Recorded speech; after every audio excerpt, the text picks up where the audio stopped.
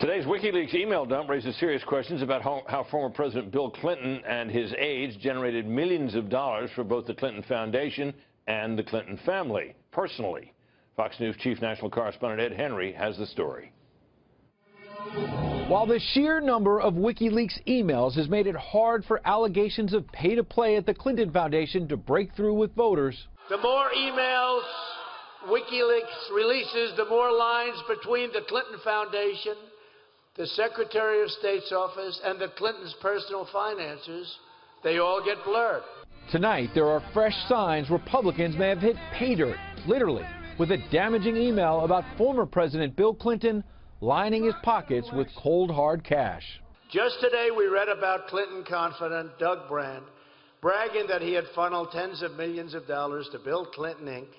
through the foundation donations, paid speeches, and consulting contracts. Donald Trump is referring to this long memo, which details the complex relationship between the Clinton Foundation and their money-making operation, cynically dubbed Bill Clinton, Inc., not by Trump, but by former Clinton confidant Doug Brand, now on the outs after he alleged the former president was cashing in. He charged there was a strategy to steer donors for the Clinton Foundation to hire Clinton for speeches and consulting contracts. A 2011 memo revealing the plan, quote, yielded more than $30 million for him personally, with $66 million to be paid out later. The explosive new email perhaps shedding light on why Hillary Clinton pivoted to the good work the foundation does around the world when pressed at the third and final presidential debate. Why isn't it what Mr. Trump calls pay to play? Well, everything I did as Secretary of State was in furtherance of our country's interests and our values. Brand wrote the memo after Chelsea Clinton blew the whistle on allegations that his consulting company, Teneo, was making money off of access to her father. Brand's defense?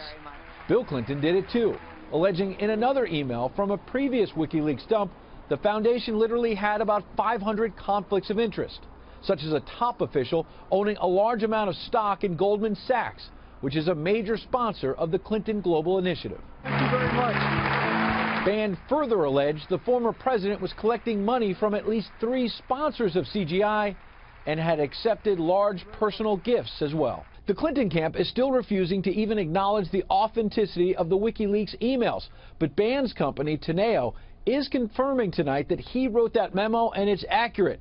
And they're insisting the company never received any financial benefit from working with the charity. Ed, thank you. Those Wikileaks disclosures have brought into focus once more the fact that the Clintons became very rich in a very short time. For more on this, we turn to our nightly political panel. Nina Easton, veteran journalist at Fortune magazine. Molly Hemingway, senior editor at The Federalist. Well, Molly, your thoughts about this? This kind of gets this out in the open and on the table once again at a kind of a key moment in the campaign. Exactly. This memo makes explicit what we've known for a long time, which is that the Clintons have leveraged their foundation for personal profit, and that the foundation has always been sort of window dressing that helps explain why wealthy people, both foreign and domestic, are in the Clinton orbit. It would be unseemly to have an ex-president or a future president directly lobbying on your behalf.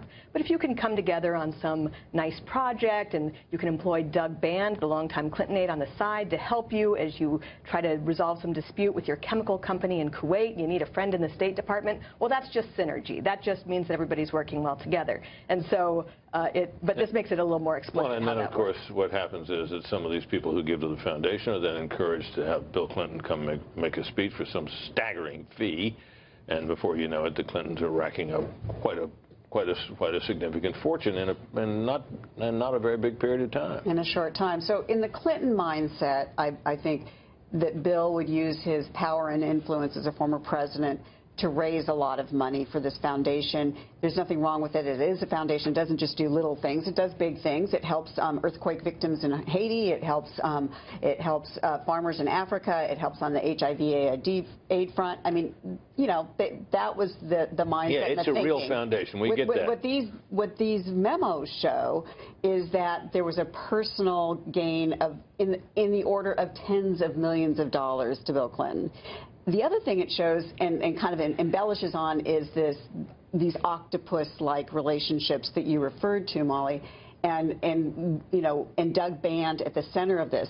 The one, by the way, who comes out the best in all of these is Chelsea Clinton. How so? Well, she accused Doug Band of trying to profit off of the foundation and ties to her father.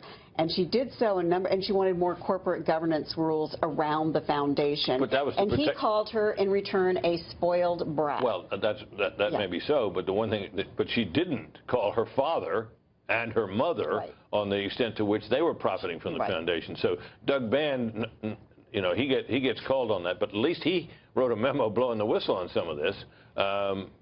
Chelsea gets credit perhaps for calling him out, but nobody called out mom and dad, did they? No, they didn't. But you know, it's clear that Doug Band and Chelsea Clinton are real loggerheads, and she saw Doug Band as building his consulting firm and getting wealthy off of that, based on running the foundation and his ties with the Clintons. Perhaps she was suggesting that that money should not have gone to Doug Band, but to mom and pop. Molly? Yeah, well, what's key here is just that they don't need to deny guilt in terms of how much they're profiting off of this, so much as muddying the waters, and they are muddying the waters. The Clintons are experts at muddying the waters, and so everything just looks very complicated. You can have some legitimacy for what you're doing, and it keeps them from being held accountable. But, you know, this is something that's going to be an ongoing issue.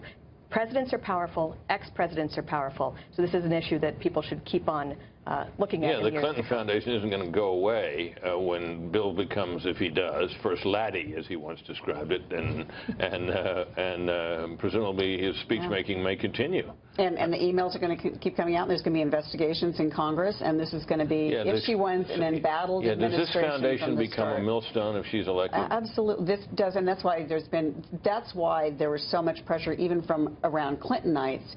Close down the foundation, at least, like, you know, put the parts of it into other foundations. You can keep the good works going. Let's just shut it down and make it a non-issue. And you know, they've